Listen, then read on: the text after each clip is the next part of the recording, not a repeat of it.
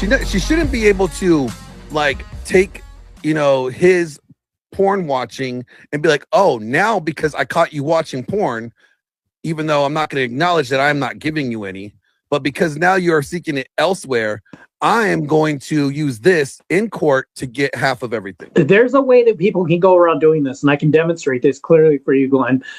So what men can do, and women will catch on really quick, so we're going to have to be a step ahead of the game.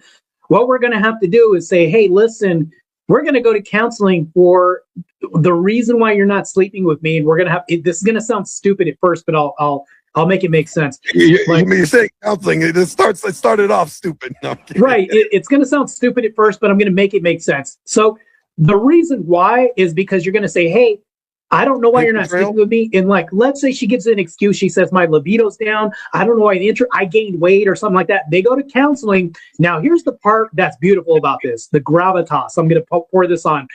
It's documented.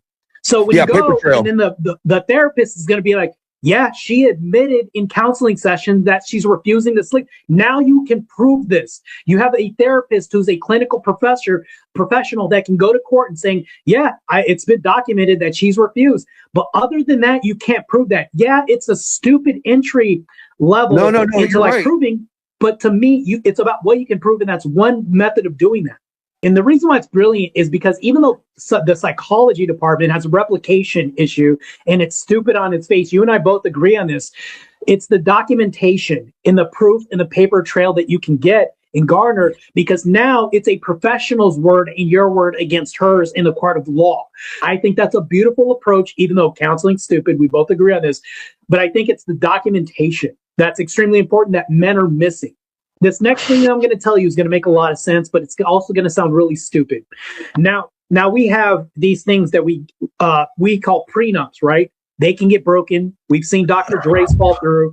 All this, it sounds really stupid, but I'm going to make it make sense as well, too. Well, I'm going to have James Sexton draft up. He told me he's going to make it ironclad. I'd love this. I heard you say this to me before, but I'd love to see this. Matter of fact, I'd love to be on when you read this off.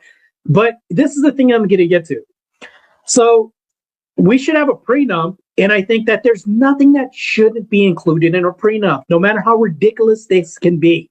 I think that prenups do mitigate a whole lot, and it's been demonstrated that it does. It's not an absolute thing, but I think that if you can have the prenup, hey, minimum sex 2 times a week, something like this, and then if you can have the prenup to say 2 times a week sex, and if I don't do this, like, you can figure out a way to go ahead and word this to some degree, have her sit with you. And matter of fact, James Sexton, I'm glad you brought him up. The person that you should talk to before you get married shouldn't always be a priest. Of course, you're going to talk to him or pastor, whoever it is. But the first person you should talk to would be a divorce lawyer, because they've seen more deaths in marriages than anything else. If you go to a divorce lawyer, it'll be worth the $300 that you pay, because he's going to tell you what he's seen and what led to the divorce and all this other stuff. I think that that's a wise bill of pay. So this is what I'm getting to. If you can have in your prenup 2 times a week, we'll have sex or something like that, and meet with your priest, pastor, whoever this is. I would say priest, first of all. But anyways, if you can meet after having this prenup and then think about the counseling for documentation, should it happen, but don't word it in the prenup saying, hey, if you fail to do this, we have to go to counseling 1 time the next week. Meaning I'm documenting it. She doesn't know this, but I'm documenting it the next week. The next week, let's say that she misses out 1 time and she doesn't have sex. Now, you don't have to put the hammer down, but if this becomes a common occurrence, you said, hey, you know what? Remember what the prenup said? We're going to counseling next week. And then she admits the next week with you, and we have to do this together so that way it's not HIPAA.